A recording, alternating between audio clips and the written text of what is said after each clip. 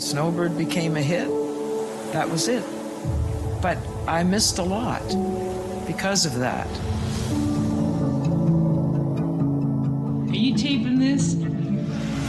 Unlike many Canadian music legends, Anne Murray was able to achieve international stardom and success while remaining rooted here in her home country. But it still came at a cost, as the Spring Hill-raised singer reveals in a new feature documentary. Anne Murray, Full Circle, airs on CBC TV on Friday, December 17th. And it features the Nova Scotia icon of song in a revealing portrait that uses archival footage and unseen home movies to tell a story that the singer says is even more intimate than her 2009 autobiography, All of Me. I think seeing is believing kind of thing. It's more human. You see the human side, the family. I mean, it's one thing to talk about the family. It's another thing to see the family and see you engaging with the family and engaging with other people and just the backstage kind of thing that goes on rather than shows and television interviews and all of that, which were really no different, but you don't see the personal side, really. Anne Murray, Full Circle, covers the singer's life from growing up in a Nova Scotia mining town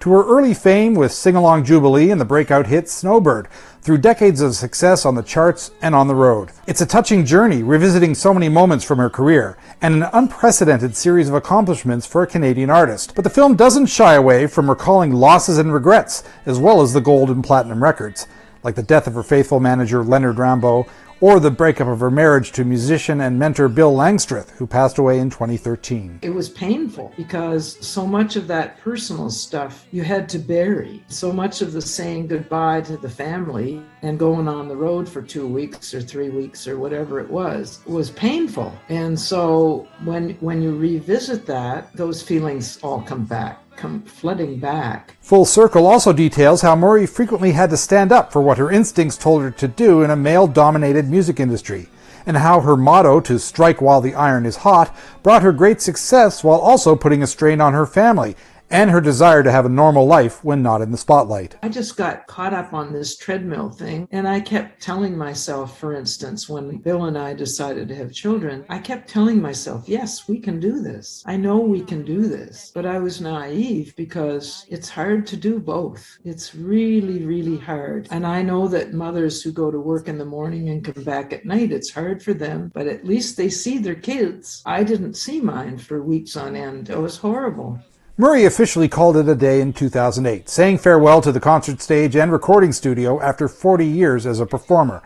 A decade later, she said farewell to Toronto and relocated permanently back in Nova Scotia, 6 months before the start of the COVID-19 pandemic. With a home in Halifax and a summer place outside of Pugwash, near her beloved golf courses, she says her home province has been the best place to be during these past 20 months. It really has been. But I have my son and his family living in Ontario, so I miss them terribly. Luckily, I have my daughter with me, but she's here as well, thank goodness. But I do have a lot of family here, that being said. And I do have old friends that I've had for years and years and years, so I'm very comfortable here. In Halifax, I'm Stephen Cook for the SaltWire Network.